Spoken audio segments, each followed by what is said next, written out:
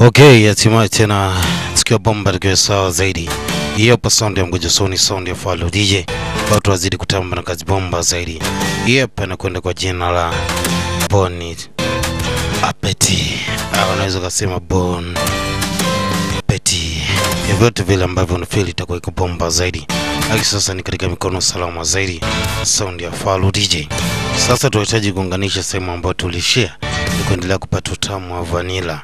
Hii hapa nitokea kwetu pale kitengo wa 0686414050 na 9 napata popote pale ndani na nje ya Tanzania na hii hapa tena katika mikono salama zaidi. Na hii burudani yetu wote sote yetu songe katika episode kabisa inayofuata ni kupata utamu wa vanilla.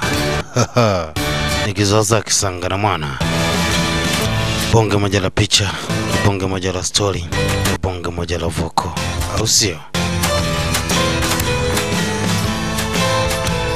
12 baada ya kutamba na episode ya 11. Sasa tuwazidi kusonga na mzigo bomba zaidi hapa. Lakini sasa mambo yote yakiwa yanazidi kuendelea, maandalizi ya siku 5 tu kabla ya shindano kwenda kuanza ya kupata mpishi bora kati ya watu kutoka katika Ming Empire, lakini pia wakiwa wanachuana na watu kutoka Joseon. Lakini video kwa sasa ajabu kutoa mwongozo wa vitu vingi sana ambavyo kama vitaweza kupa mwongozo wa kuweza kushinda juu ya shindano ambao liko mbele yao. Hasa lazima tuhakikishe tunaweka mambo sawa zaidi, lakini pia lazima tuandae vitu ambavyo vitaweza kutusaidia kutengeneza mchanganyiko ambao utatufanya tutengeneze kitu bora na chenye utofauti zaidi. Hii ni mwongozo tu. Lakini pia binti alitoa suggestion ya kwamba kingepatikana kitu ambacho ni kama rice cooker. Kingeweza kusaidia katika mwongozo mzima wa kuweza kupika. Lakini watu wao kumbuka teknolojia yao ilikuwa nyuma zaidi. Wao walikuwa wanazungumzia chungu tu. Lakini binti anasema angepata cooker ingeweza kumsaidia kuweza kupika chakula ambacho kilikuwa bora zaidi. Lakini pia katika kumbukumbu ya vitabu inasemekana kuna mwanaume mmoja tu katika mji wa Joseon ana uwezo wa kutengeneza kitu kama hiyo hapo ambayo itaweza kuwasaidia katika mapishi yao. Lakini pia kwa upande wa watu ambao wanatokea Ming na walikuwa wanajipanga zaidi. Sasa ilikuwa ni maandalizi tu ya namna ambavyo watafanya kwa siku hiyo ya shindano, ikiwa mpewa takriban siku 5 kila mtu kuweza kujiandaa na kujiweka sawa zaidi kwa kile ambacho ataenda kukipresent siku hiyo inayofuatia. Anasema itachukua muda mrefu zaidi, lakini kama tutaweza kupata pressure cooker itaweza kuturahisishia katika kwenye swala zima la kuweza kupika vitu ambavyo vitakuwa na ladha mukdo. Lakini sasa binti alihisi kuna mtu anachungulia katika eneo hili, na baada ya kutoka kuweza kumwona alikuwa ni The King mwenyewe. Naomba nikupe mwongozo hivyo vitu ambavyo viko hapo juu kidogo, sababu picha nyingi sana vya Korea tumekuwa tunaviona. Hizo ni alama ambazo waga zinaonyesha mpangilio wa wafalme ambao wamepita katika taifa zima la Joseon. Basi baada binti aliweza kumfuata The King na kumpelekea proposal kitu ambacho anakihitaji kwa wakati huo, akiamini kwamba kitaweza kumsaidia katika swala zima la upishi. Basi mwanaume pasipo bila kusita aliweza kumpa nafasi ya binti kwenda kutafuta kitu hicho, lakini kwa condition moja tu. Anasema kuna mtu ambaye anafahamika kwa jina la Jang Chugai.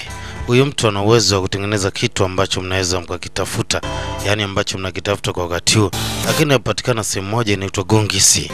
Mfalme anasema siwezi kuacha uende mwenyewe, natamani tengeneza nafasi ya kuweza kusindikiza huko. Lakini binti anasema ungesalia tu kwa ajili ya majukumu ya kifalme, mimi nitaenda na nitafika salama zaidi. Lakini mwamba bado alikuwa anang'ania aweze kumkampa ni binti juu ya sehemu ambayo anaenda. Kwa mtaalamu anamkubali sana binti.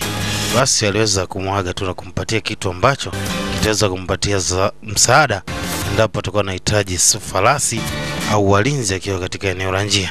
Sasa alikuwa anaondoka na huyu bwana ambaye anafahamika kwa jina la Sung Jae. Hadi sasa kuna kitu ambacho mfalme alikifikiria, akaona sio sawa kumwacha binti aweze kwenda peke yake. Alimwambia kicheche Gongiri aweza kuingilia hapo mtaalamu. Gongiri mwanaume wa kazi hiyo. Lakini ghafla aliweza kutokea The King. Mwanaume mbadilisha mawazo na kwa sasa anahitaji yeye na timu yake ndio aweze kuongozana na binti. Alafu huyu mtu ambaye ni chifu aweze kurejea katika eneo la ufalme na kufanya kazi yake, shughuli za ulinzi katika palace nzima. Anasema nafikiria unajua nini ambacho unaweza kufanya kwa wakati huu, lakini sasa mfalme alihitaji kuongozana na binti kuelekea katika ile eneo. Basi hatimaye mwamba aliweza kurejea katika palace. Anasema kwa hiyo shindwa kumzuia mtu yule, na maana washindwa kukea juu ya kile ambacho kinaweza kuleta madhara baadaye. Basi aliweza kutoka nje na kudai kwamba leo hakutakuwa na baraza kwa sababu mfalme kwa sasa anajisikia vibaya zaidi. Hivyo kwa wakati mwingine atakapokuwa sawa ndo baraza itakaporejea. Lakini upande wa pili kwa The King huko amechoka sana kutokana na safari imekuwa ni ndefu zaidi. Hatimaye tunasonga zaidi. Basi The King aliweza kuchoka sana kutokana na safari kwa nzito zaidi. Lakini pia bibi alimwomba sana mtu huyo ni vyema tuwazidi kusonga na kutimiza ahadi ambayo aliweka mwanzo hapo kwamba atakisha na msapoti binti kwenye kile ambacho anafanya. Lakini sasa upande wa pili wazee wazima kwa wakiwa chini ya Grand Prince, yani uncle huyo, anasema nimepata uvumi ya kwamba The King ameweza kutoka katika eneo la kifalme kwa siri. Nafikiria ndo muda sahihi wa kufanya mapinduzi. Anasema kuna kikosi maalum ambacho kipo katika milima ya Guol Boys huko. Na kule tuna vijana wako maalum ambao tumewatrain. Hivyo anaweza kumaliza shughuli zaidi. Watu wanataka wamfikirie mfalme huko kabla hajaweza kurejea au ameshakata moto. Lakini sasa waliweza kufika katika sehemu ambayo inasemekana ni Gungisi, ambapo wamekuja kumtafuta mtu mmoja ambaye ni muhimu sana ili aweze kuwasaidia kwenye kufanikisha kutengeneza kitu ambacho kinaitwa kuka. Lakini pia mlangoni yakutana na bango kubwa sana, usiingie pasipokuwa na ruhusa maalum. Kitakacho kukuta hiyo ni habari yako kwa kukiuka makubaliano au maandishi ambayo umekapo. Mwanaume anaingia na sema Jang Chuli. Akisa binti kucheki pembeni akaiona Kano ni baba. Hiyo waga inatema moto ni kisanga. Yeye akaambia tujikinge, hii ni hatari zaidi. Basi ngoma baada ya kubasti tu ngombe itoa vichenga fulani ambavyo vilikuwa ni kama vipunje vya mchele tu. Hiyo vilikuwa vina madhara zaidi, lakini bodyguard alifanya kazi yake vyema. Ila sasa shida ilikuwa ni kwa The King na bibie. Kuna kitu ambacho kinazidi kujengeka taratibu baina ya watu wawili. Basi mwanaume anahitaji kumshambulia mtu huyu. Hata hivyo bibie aliweza kuwazuia. Mtu huyu ana uwezo mkubwa sana kutengeneza vitu ambavyo vinaendana na teknolojia mbele kidogo. Hivyo watu walimtenga tu kwa sababu walimwona ni kama mtu tofauti zaidi. Mwanaume anata wasiwasi. Anasema wewe ni Jang Chang Seng. Nini ambacho kimewaleta katika ile eneo? Alafu pia katika nyumba yangu hakunaga mtu ambaye anaweza akawa mkubwa. Yaani wewe tamba kwenye viwanja vyako, usitambe kwenye nyumba yangu baba. Anasema ni Chief Royal Secretary tu, na wewe nimekuja hapa kwa sababu naombi moja sana muhimu kutoka kwako. Hivyo msaada wako ni kitu pekee ambacho kitaweza kutusaidia kwenye mwongozo wa kile ambacho tunakitafuta. Basi ilibidi watafute namna ya kumbembeleza mtu huyo ili aweze kuwapatia support kwenye kile ambacho anakitaka. Binti ajitambulisha kwamba ni Eon, yani mpishi kutoka katika jumba la kifalme. Sasa tangulini mwanamke akawa ni mpishi mkuu katika jumba la kifalme. Mbona ileti maana hiyo? Mwanaume akasilika na muona mtu huyo anamdharau. Kwa sababu ni kwamba mzee ajui kama ni The King. Yeye anachofanya anajua ni watu wa kawaida tu. Anasema ndaweza kuchukua maisha yako. Anasema ambacho unakifanya unataka kuharibu mpango wetu, kwa sababu hata hivyo tumekuja kwa ajili ya kuhakikisha tunakamilisha mission maalum. Hivyo kama una hasira ungekaa pembeni zaidi. Hata hivyo mkali pia Gogeli pamoja na Uchali ambaye ni bodyguard wa mfalme na walikuwa na mzozo sana. Lakini walihisi pia kuna mlipuko mwingine tena umetokea katika ile eneo. Mwanaume anamkia sana binti, lakini ndo vile tu anaanza kusema. Basi sasa mjomba huko ndani alianza kula baadhi ya vitu ambavyo alikuwa ameletea na bibie. Na kweli aliona vitu hivi na ladha nzuri sana. Anasema kama utaweza kumsaidia juu ya kile ambacho anakihitaji na kuamini, na nakwambia sitaweza kukufanya jisikie vibaya tena. Tutaweza kupata kila kitu ambacho kitakubomba zaidi. Lakini binti pia itoa kitambulisho ya kwamba yeye amdanganyi. Kile ambacho anakiongea ni kitu ambacho kiko sawa zaidi. Hivyo alikuwa anahitaji atengenezewe pressure cooker. Basi aliweza kuomba ingie ndani. Sasa mwamba wengi anauliza nini binti ameingia na mshikaji mwandani. Hao anaenda kushenyentana. Sija akaichapa huko. Kaambia tulia bwana, sisi tumekuja kwenye kazi maalum. Basi bibi alimpatia ramani mtu huyo za namna ya kifaa ambacho anakihitaji Anasema pressure cooker ni kitu ambacho kitaweza kumsaidia kuweza kutengeneza vitu vingi sana kwa wakati mchache, yani kwa muda mchache katika ubora mkubwa zaidi. Mtu pia alishangaa sana juu ya hiki ambacho anaambiwa na bibie, lakini sasa pia aliweza kukataa juu ya ofa ambayo alipewa na binti. Lakini binti alisema tafadhali ngoja tusubiri mtu huyo atafakari, huenda anaweza kutupatia jibu ambayo itakuwa ni msaada sana. Hai sasa taarifa zinafika kwa Queen ya kwamba mfalme ameweza kutoka katika eneo la palace, alafu ametoka na yule mpishi mkuu. Mama wana uwevu sana. Anasema lakini unakumbuka habari ya mtu ambaye anafahamika kwa jina la Ogdan? Yule alikuwa ni mdogo wake na Gongili ambaye kwa sasa yuko karibu sana na mfalme. Nafikiria tunaweza kuchukua opportunity ya kumaliza jambo letu.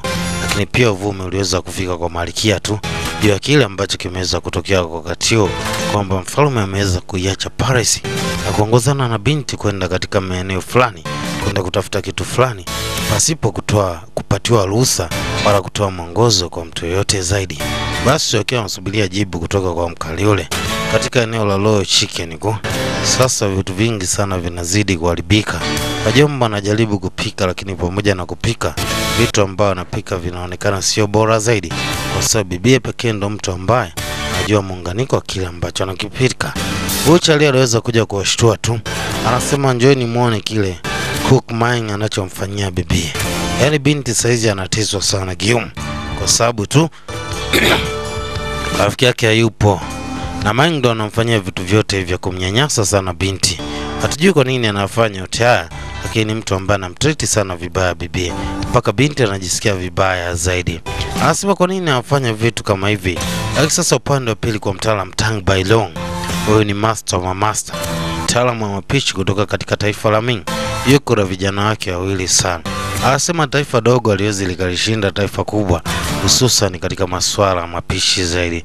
Anasema pia nakumbuka vema juu ya masomo ambayo alinifundisha mwalimu. Anasema basi ndio tupige kitu ambacho sahi. Lakini vipi kuhusu binti? Amuulizia bibi ambaye waongozana naye. Binti upande wa pili alifika katika kitengo ambacho anapatikana Grand Prince. Analetea zawadi ambazo zina thamani sana, lakini kuna ombi ambalo analihitaji kutoka kwa mtu. Anasema kuna kitu unahitaji tubadilishane kwa hicho ambacho nimekupatia. Lakini sasa upande wa pili kukimvua kilianza kunyesha, na bodyguard alikuwa amesimama tu kwa ajili ya kuhakikisha na aliweka sawa swala la ulinzi. Hata hivyo hakuweza kujali juu ya mvua. The King alikaa sehemu salama zaidi. Sasa mtaalamu Gugil alikuwa analopoka vitu fulani, ikamuingia binti katika akili yake. Agundua kuna kitu ambacho anaweza kukiandaa katika ile eneo ambacho kinaweza kuleta tofauti zaidi. Anasema pajioni, yani kama chips mayai, ila yeye anafikiria kupika chips vitunguu. Tunaelewa kwa nini nakwambia ni chips vitunguu. Basi alipata wazo moja muhimu sana. Anasema lazima tutafute material kidogo kwa ajili ya kuhakikisha tuwatengeneza swala. Basi kuna shida kidogo ya umeme, lakini sasa hebu tuweke mambo sawa zaidi. Binti aliweza kupata wazo tu la kitu ambacho anaweza kutengeneza katika ile eneo. Anaamini kinaweza kuwa msaada mkubwa zaidi. Baada ya kuangalia material ambayo yanapatikana hapa, alihitaji kupata viungo vichache zaidi ili kuweza kutengeneza msosi ambao anaofikiria kwa sasa. Basi alianza kuandaa kitu fulani, lakini mkala alijua anaondoka. Mbona kwanza binti kuna kitu ambacho anahitaji kukiandaa kwa wakati huo. Kupitia mchanganyiko maalum alijua tu mapishi ya kitu hiki yataweza kutengeneza harufu ambayo itaweza kupenya kutoka hapa alipo mpaka alipo mtaalamu. Basi alichukua majani ya vitunguu pamoja na unga mlaini zaidi, lakini pia aliweza kuchanganya na mayai. Hivyo alikuwa anatengeneza kitu ambacho kikweli kilionekana kitakuja kwa bora zaidi. Lakini watu wakiwa wanamsaidia katika swala kuwasha moto, aliweza kuwapongeza sana. Hii ilianza kumpa wivu mfalme. Hivyo akaomba waondoke wote. Anasema yeye ndo ataungana na binti. Yaani mwamba na wivu ni hatari. Sasa ndo anafanya kazi ya kupuliza moto. Lakini sasa mpaka baadaye ilifika muda akachoka tu. Baada ya diko kukamilika kwanza kuiva, waambia upande wa pili huko mzee harufu ilianza kumchanganya zaidi. Hajuza nani ambaye anapika msosi wa namna hii. Alianza kusogea taratibu, yani ile staki nataka. Tomate ni twingi sana. Anaambia wasemaje? Anasema nilikuwa nafikiria tu kama unaweza kujiunga kupata paejo nasi, kwa sababu ni chakula ambacho ni special zaidi. Karibu jiunge na sisi, kwa sababu hiki ni chakula ambacho tunapika katika mji wetu sai. Anaambia sawa kuhusu hiyo. Waambia mwache ende, mimi ndo ushenyenta msosi. Lakini mzee alienda kubembelezwa tena na Gongili. Akamwambia angalia mzigo unavyokatwa. Angalia chakula kitakuwa bomba zaidi. Hebu sogea japo uwanje tu ili uweze kupata utamu wa msosi wapa. Waambia amba aliendelea kulifinya diko. Sasa mzee ni kwamba mate amemzidi. Anaona watu nikicheza nao tutamaliza msosi. Haichofanya ni kufakamia tu. Akakata hata mikono ya janao. Akatafuna diko. Sasa baada ya kutafuna ule msosi ndio shida pale ambapo ilianzia. Aliona hiki chakula kimemletea ladha ambayo hajawahi kuiona miaka mingi iliyopita. Yaani alikula na kufakamia zaidi. Anasema hii babangu anaipenda sana tukiwa kule kwetu Busan. Mzee kumbuka juu hata habari ya Busan. Anasema Jang Yong, unakumbuka chochote kupitia chakula hiki? Yeye anasema nakumbuka sehemu moja ambayo inafahamika kwa jina Busan Poti. Na hiki chakula kiliweza kumrejeshea kumbukumbu ya nyuma zaidi. Lakini bibi alimwambia kwamba kupika mimi ni kitu ambacho nakipenda sana. Anahitaji kufanya mashindano kwa ajili ya kutetea taifa la Joseon na si kwa ajili ya namna nyingine yoyote. Nacho kuomba nipatie msaada kwenye hili swala ambalo liko mbele yangu. Nitengenezee hicho kitu ni muhimu zaidi. Arowe asema basi nitafanya. Mpaka binti alishtuka baada ya kuona mzee amesema ataweza kutengeneza mzigo ili mambo yakae sawa zaidi. Anasema basi nitashukuru sana kwa hicho ambacho unahitaji kunifanyia. Hawa wanahitaji kuelekea sehemu moja inaitwa Anyang huko. Wanahitaji kwenda kutafuta mazaga mengine, lakini sasa bodyguard atasalia na mzee kwa ajili ya kutengeneza hiyo poti ambayo anahitaji kina binti kuondoka nayo kwa ajili ya kwenda kwenye mashindano, kwenda kuitumia katika mapishi. Basi huku uandaaji na utengenezaji wa kitu hicho ulikuwa umeanza. Lakini sasa pia walienda Anyang kwenda kutafuta baadhi ya virutubisho ambavyo watavitumia katika swala zima la upishi, ikiwepo kitu ambacho kilikuwa kinafahamika kwa jina ginseng, majani fulani ambayo na mizizi ambayo inaweza kutumika katika chakula. Basi upande wa pili wataalamu wa kushirikiana kati ya Gilgin pamoja na Master walikuwa wanakamilisha lile zoezi. Lakini pia upande huko hawa wajomba wazee wa mapishi kutoka Ming nao anasema nimeweza kuipata silaha yao asili ambayo tumia katika raundi yao ya kwanza. Kuna mafuta fulani hivi ambayo wanahitaji kuyatumia ili kuweza kutoshinda katika swala zima la uandaaji wa msosi. Sasa binti mbinu zote hizi ameweza kuzitoa wapi? Na nani ambaye anampa mwongozo wa bibi huyo? Anasema lakini pamoja na kwamba wapishi wake wanaonekana wana skills kubwa sana upishi, sijajua hatimaye itakuwa vipi dhidi ya wapishi wetu, kwa sababu kuna namna ambayo inaweza kuwa ni hatari zaidi. Lakini pia alimdokezea kwamba kwa sasa mfalme yupo katika eneo sahihi, ila sasa mpishi ametoka nje kidogo. Na hii ilimpa mwongozo wa kwamba ina maana mpishi mkuu yuko nje. Hawa watu walichokuwa wanahitaji ni kwenda kummaliza tu binti. Lakini wazee wazima wakiwa wametoka hapa, mzee aliweza kumwambia sana Maeng. Anasema usimfanyie binti yule vile ambavyo unamfanyia, kwa sababu unachomfanyia ni kama mateso tu, yani sio kitu kizuri. Bibi Game ananyanyasika sana kwa sababu rafiki yake ameweza kuondoka. Lakini wakiwa hapa ghafla katika eneo la giza, wanamwona kama kuna Black Ninja amefika katika ile eneo. Aliwaambia tu kitu kimoja tu. Anasema ujumbe kisheni mnampatia mfalme kwa haraka zaidi. Na huyu mtu ajui kwamba mfalme hayupo. Anasema ujumbe mfikie mfalme kwa haraka zaidi, kwa sababu miongoni mwa kitu ambacho kinakuja kutokea ni cha hatari zaidi. Anasema mpishi ambaye anapika katika jumba la kifalme, yani chief lawyer huko Ioni, yuko katika hatari. Hivyo taarifa ndio imfikie mfalme. Sasa huyu Black Ninja ni nani na kwa nini amekuja kutoa msaada kwa wakati huu? Tutajua mengi katika episode safi inayofuata. Kwa hiyo hebu tuzidi kusonga Tawala Binti Tibu na Jalamba bomba zaidi hapa kutoka kitengo pale DC Production, ndio tulikuwa tunasababisha Tawala Binti Tibu, au sio? Hii hapa Sonde Falu DJ Sonde Mgojosoni Asante sana kwa timu yako. Kamsamida. Iyo. Alisecha.